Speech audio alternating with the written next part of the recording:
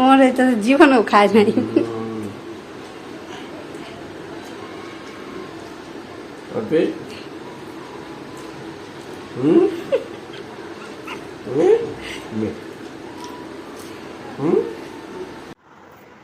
Hello, আসসালামু আলাইকুম। আজকে আবু বহুদিন পর ফুচকা নিয়ে আসছে।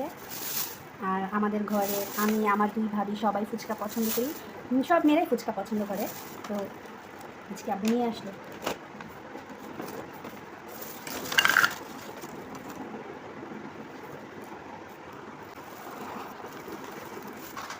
এই টকটা অনেক বেশি মজা।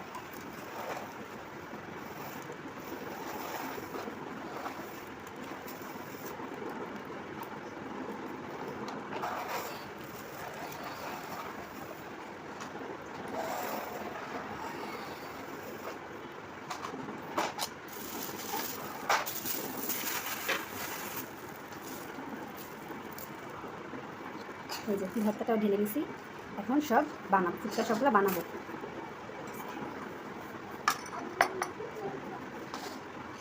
এই কাগজটা নিয়ে নিছি নিচে, এটার উপর রেখে বানাবো।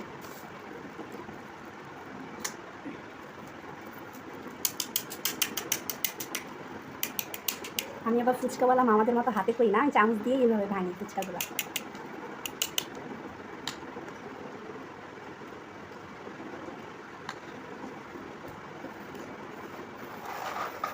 একটু বানানো হয়ে গেছে, এবার শুধু টক দেওয়া পালা।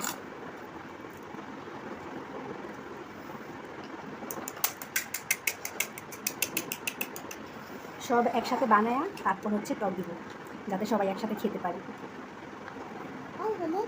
হ্যাঁ, তোমাকে তো দিব।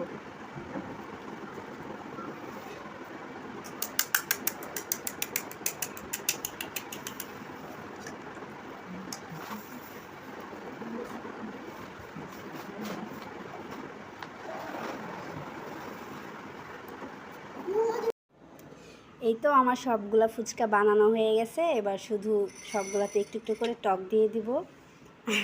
আর এই যে আমার ভাই অলরেডি খেতে এসে পড়ছে।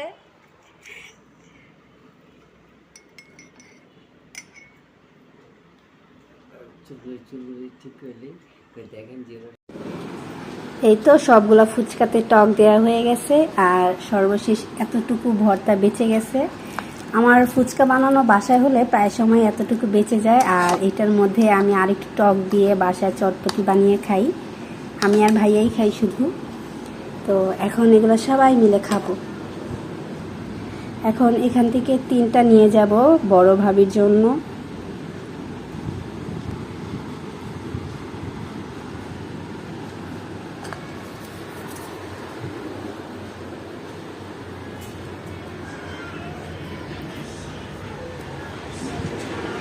হ্যাঁ, নাও।